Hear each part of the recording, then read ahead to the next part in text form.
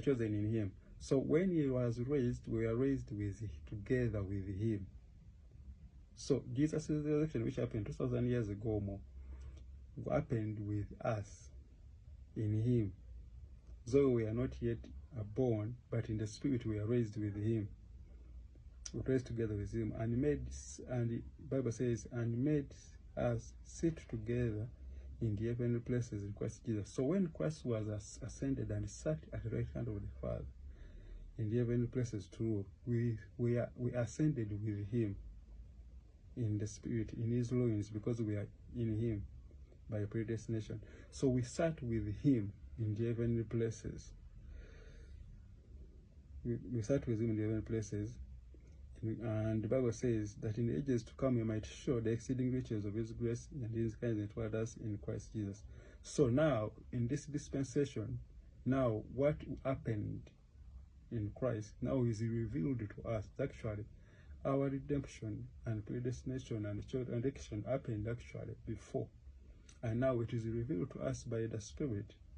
Then we believe that which was done by Christ, so that we may receive his salvation through grace, be born by the Spirit, by faith through grace, because it is Jesus paid the requirement for all that, so that we may sit with Christ in the Spirit. So when we accept that, we sit with Christ. So we receive the kingdom of God when we believe. The Bible says that the kingdom of God is in you. So we receive the kingdom of God within us. We receive the Holy Spirit. The Holy Spirit is the kingdom of God abiding in us. When the Holy Spirit is in us, Christ is also in us, because the Holy Spirit testifies about Christ. The Holy Spirit, the Bible says in John chapter 16, verse 13, that actually the Holy Spirit testifies about Christ. He does not speak anything by authority, but he speaks what he hears. So whatever he receives, it speaks of by Christ, and it speaks of Christ. So the Holy Spirit in us is actually God in us. And Jesus says that if you love me, I will abide in you, and my Father, and I and my Father will come and make a abode in you. So we have the Holy Spirit, and Jesus says by accepting him and loving him, he comes and abides us, and then the Father also abides in us.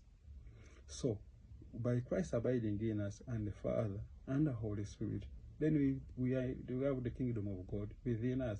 So the kingdom of God, though we walk on this earth, the Bible says we are not of the world, it works in us. So we have not yet ascended in the physical manifestation. I mean the physical